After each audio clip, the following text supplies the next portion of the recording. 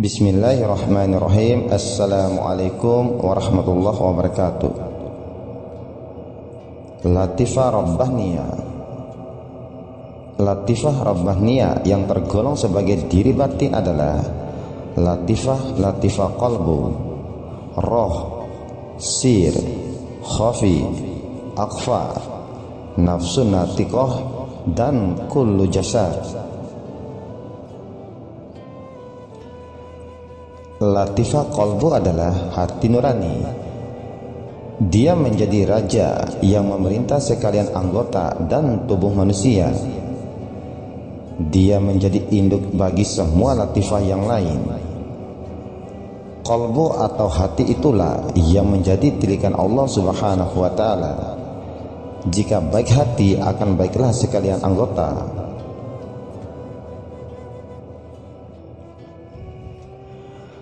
Hati yang seni dan goib dikaitkan dengan hati sanubari, yaitu jantung yang terletak dalam dada sebelah kiri, kira-kira 2 jari di bawah. Jika diletakkan jari pada tempat tersebut, boleh dirasakan denyutannya.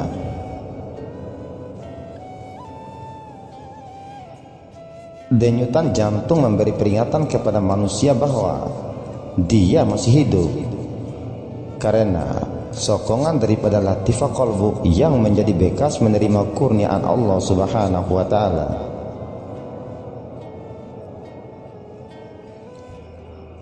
Qalbu atau hati seni dibungkus oleh alam perasaan yang berbolak-balik, tidak menetap.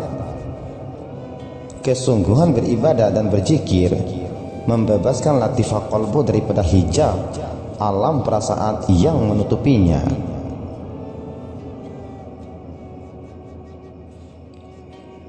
Bila latifah qalbu telah bebas daripada tutupan alam perasaan, dia akan menghadap kepada alam gaib dan menerima ilham yang bebas daripada bisikan syaitan. Kesadaran kebatinan pada tahap latifah qalbu membuat hati merasa jalinan yang erat dan unik dengan kenabian Adam alaihissalam, atau dikatakan hati mengalami suasana hakikat Adamiyah. Perjalanan Adam alaihissalam menjadi iktibar untuk hati bertaubat dan membersihkannya daripada segala kekotoran.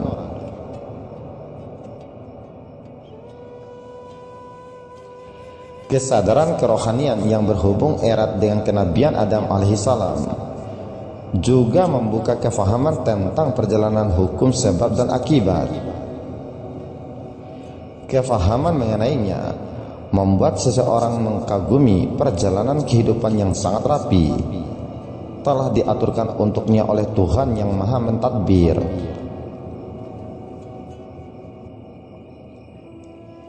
Kesadaran tersebut menambahkan keyakinannya kepada bimbingan yang datang dari Tuhan. Hatinya menjadi bertambah kuat untuk kembali kepada Tuhan, dan dia bermujahadah untuk mendapatkan keridhoannya.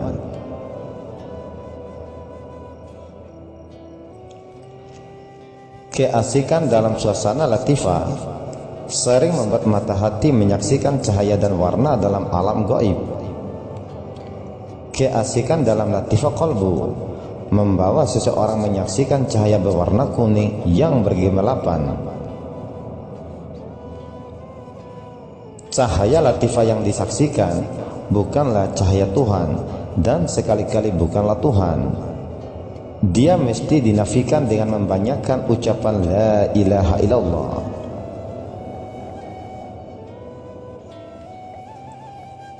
Latifah qalbu adalah umpama ruang yang besar, terdapat dalamnya berbagai bagi latifah lagi. Tahap kesadaran latifah yang lebih mendalam dinamakan latifah roh, dikenali sebagai roh hewani.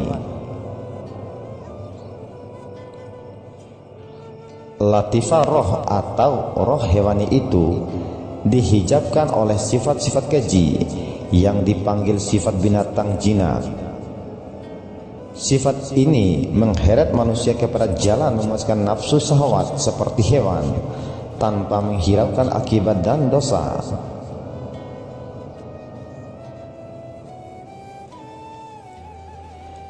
Sifat binatang jinak inilah yang membuat manusia berani melakukan kesalahan, walaupun orang lain yang telah membuat kesalahan yang sama telah pun menerima padanya. Orang lain yang telah mati karena penyakit AIDS tidak menakutkan binatang jinak untuk terus berbuat maksiat. Orang lain yang sudah kena gantung karena menjual dada tidak menakutkan binatang jinak untuk terus menjual dada.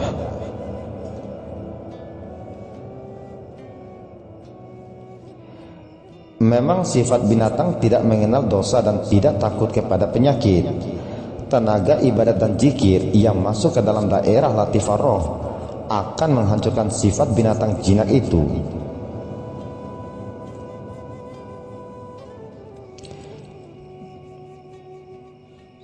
Bila sifat tersebut telah hancur, akan muncullah sifat latifah roh yang asli, yaitu gemar beribadah, kuat bertawakal dan ridho dengan takdir Tuhan.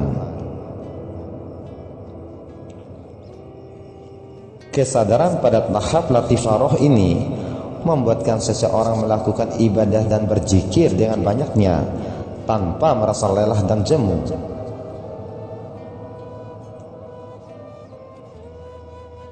Dalam daerah ini juga muncul hubungan kerohanian dengan kenabian Ibrahim alaihissalam dan Nuh alaihissalam.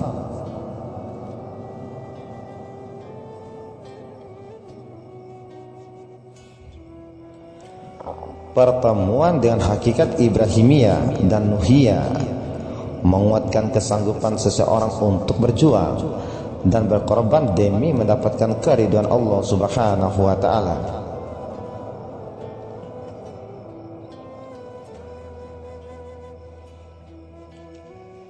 Keasikan dalam daerah latifah roh ini membawa mata hati menyaksikan cahaya yang berwarna merah yang gilang gemilang. Cahaya latifah ini juga bukanlah cahaya Tuhan dan sekali-kali bukan Tuhan. Perlu dinafikan dengan memperbanyakkan ucapan La ilaha illallah.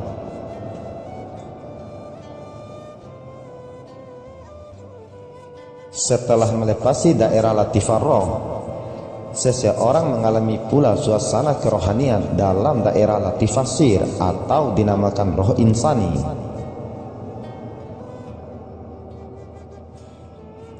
Latifah sir atau roh insani ini dihijab oleh sifat buruk yang dinamakan sifat binatang buas. Sifat tersebut mendorong manusia bermusuhan sesama sendiri, melakukan kezaliman, berdendam, dan saling membenci.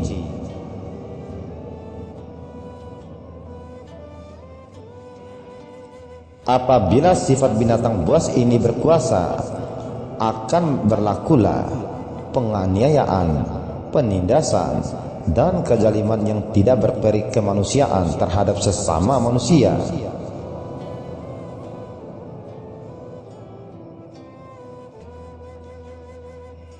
Sifat binatang buas ini mesti dihancurkan dengan tenaga ibadah dan zikir. Bila sifat binatang buas telah hancur, maka akan muncullah sifat latifah sir yang asli, yaitu mencintai Allah Subhanahu wa taala dengan teramat sangat.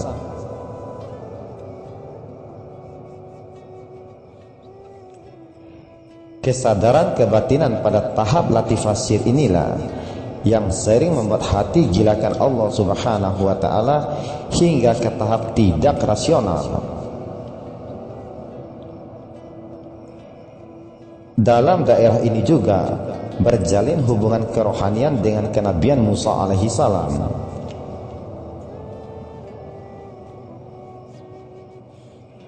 Hakikat Musawiyah membawanya merasai kehampiran dengan Allah Subhanahu wa taala dan merasai nikmat cinta ilahi.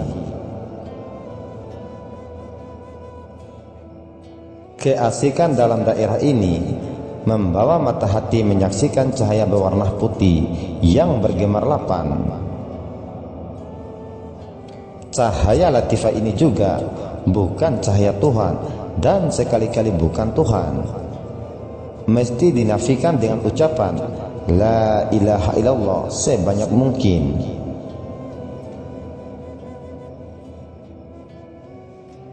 Seterusnya, hati mengalami suasana latifah khafi.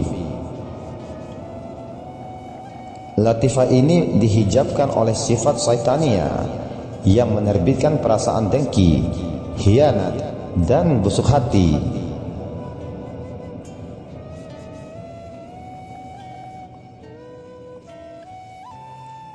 Apabila tenaga ibadah dan zikir yang dilakukan dengan bersungguh-sungguh, dia akan berjaya menghancurkan sifat syaitania. Akan muncullah sifat latifah yang asli, yaitu sabar, syukur, ridho, dan tawakal yang sebenarnya.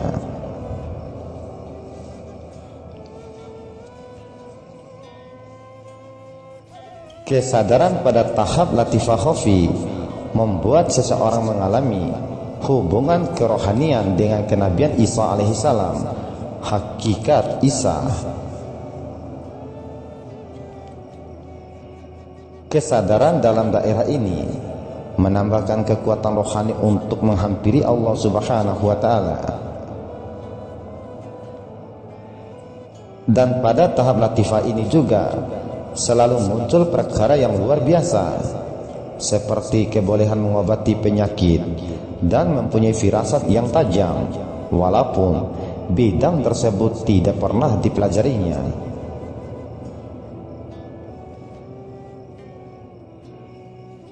Keasikan dalam latifah khafi membawa seseorang menyaksikan cahaya hitam yang tidak terhingga.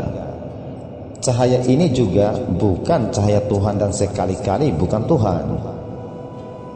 Dia mesti dinafikan dengan memperbanyakkan ucapan La ilaha illallah.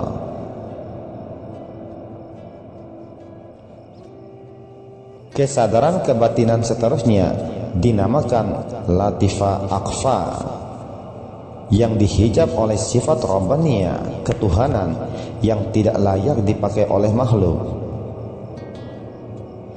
Sifat tersebut melahirkan rasa sombong, ujub, dan riya.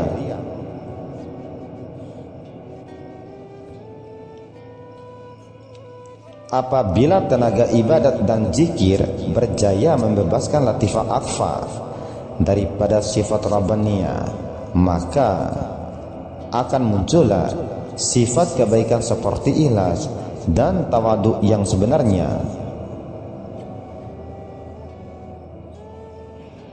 Kesadaran dalam daerah ini membuat seseorang gemar bertafakur.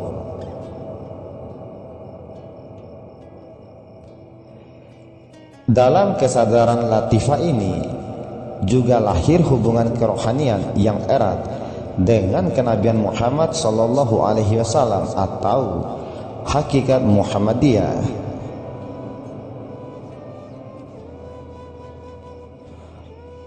Orang berkenaan akan mengalami rasa kasih, keasikan dan kerinduan yang bersangatan terhadap Rasulullah sallallahu alaihi wasallam.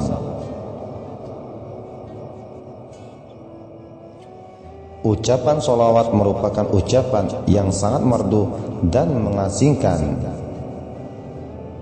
Keasikan terhadap Rasulullah sallallahu alaihi wasallam dalam daerah latifah akhfa ini juga membuat seseorang mengalami suasana pertemuan dengan rohani Rasulullah sallallahu alaihi wasallam, sama ada dalam mimpi ataupun dalam jaga.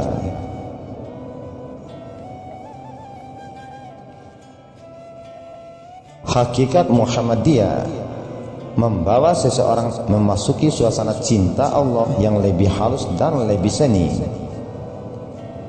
serta memperolehi muraqabah atau berhadapan kepada Allah semata-mata, tidak kepada selainnya.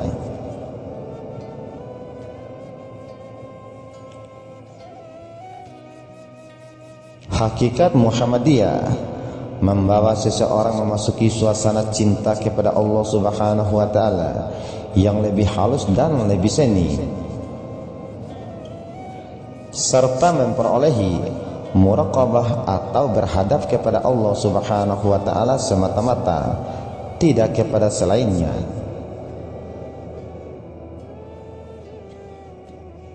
Keasikan pada latifah ini juga membawa seseorang menyaksikan cahaya berwarna hijau yang gilang gemilang. Cahaya ini juga bukan cahaya Tuhan dan sekali-kali bukan Tuhan.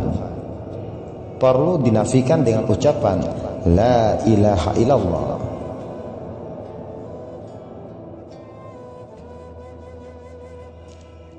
Latifah seterusnya dinamakan latifah nafsu natiqah. Latifah ini juga dikenali sebagai diri yang boleh berpikir. Nafsu natiqah dihijab oleh sifat amarah yang banyak membentuk khayalan dan melahirkan penyakit panjang angan-angan. Dalam daerah inilah gambar-gambar yang disukai oleh nafsu syahwat ditayangkan.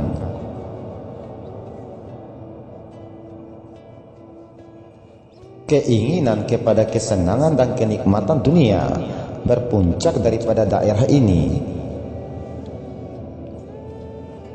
Apabila tenaga ibadah dan zikir berjaya menghapuskan sifat amarah, akan muncullah suasana hati yang tentram dan pikiran yang tenang. Gambaran, khayalan, dan pikiran jahat yang selalu mengganggu orang yang sedang bersembahyang tidak ada lagi apabila sifat amarah pada nafsu natiqah sudah terhapus.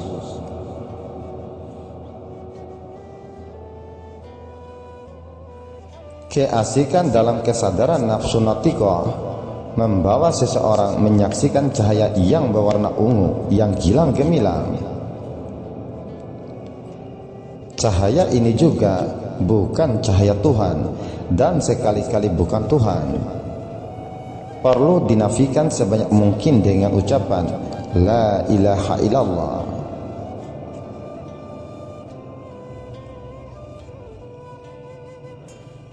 Latifah yang terakhir dikenali sebagai latifah kullu jasad yang meliputi seluruh tubuh.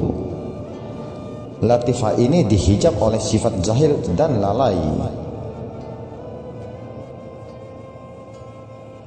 Apabila hijab tersebut berjaya dihapuskan oleh tenaga ibadah dan zikir, akan muncullah sifat berilmu dan beramal.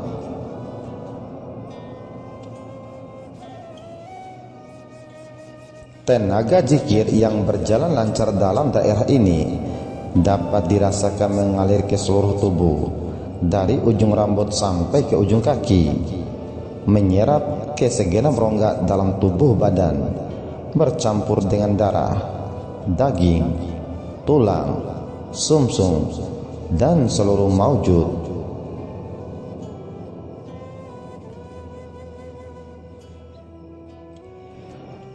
Suasana yang demikianlah dikatakan seluruh tubuh berzikir. Keasikan dalam latifah ini membawa seseorang menyaksikan cahaya yang gilang gemilang, tidak dapat dihinggakan dan ditentukan warnanya. Cahaya ini seperti juga cahaya-cahaya yang lain, bukanlah cahaya Tuhan dan sekali-kali bukan Tuhan, dan perlu dinafikan dengan ucapan La ilaha illallah.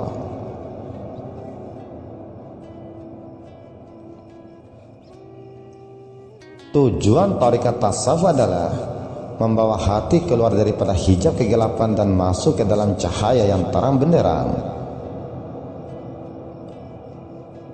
Dalam dunia ini, benda-benda nyata boleh disaksikan karena ada cahaya nyata seperti matahari, bulan, dan lampu. Perkara dunia yang abstrak dapat disaksikan melalui cahaya akal. alam gaib pula disaksikan melalui cahaya latifah. Walaupun cahaya latifah muncul sebentar saja dalam pandangan mata hati, namun dia memadai untuk menerangi perjalanan menuju stasiun kerohanian yang berikutnya.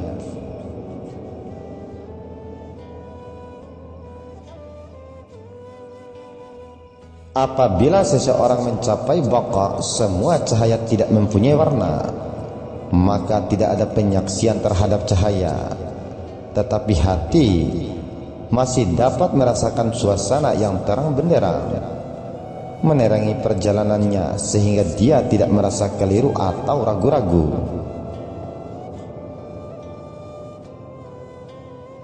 Cahaya-cahaya alam kerohanian memandu seseorang untuk sampai ke hadirat ilahi. Suasana hadrat ilahi adalah makam ihsan, yaitu merasai kehadiran Tuhan dalam segala keadaan dan pada setiap ketika.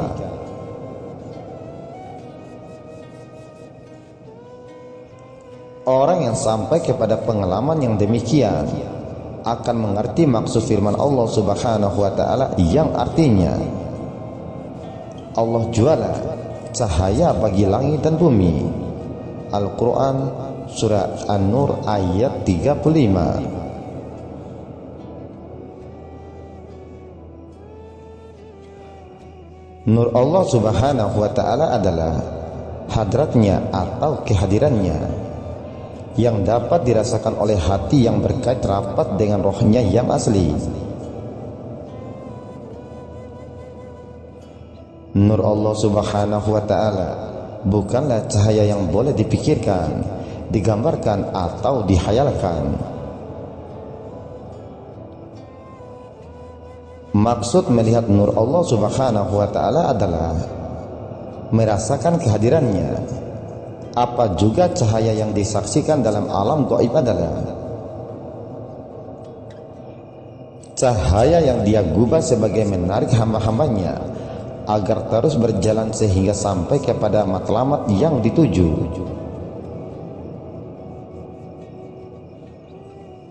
Matlamat yang terakhir hanya boleh ditemui dan dicapai melalui suluhan cahaya kebenaran yang sejati. Sebagaimana bunyi firman Allah di dalam Al-Quran yang artinya, dan demikianlah kami wahyukan kepadamu wahyu Al-Quran dengan perintah kami. Sebelumnya kamu tidaklah mengetahui apakah Alkitab Al-Quran dan tidak pula mengetahui apakah iman itu.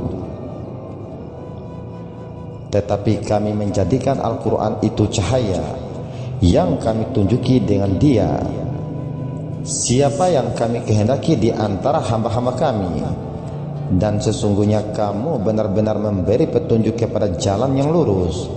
Al-Quran Surat Asy-Syura ayat 52 dan 53. Wahyu adalah cahaya kebenaran yang sejati, dijadikan nur yang memberi petunjuk yang dengannya segala urusan sampai kepada Allah Subhanahu wa ta'ala.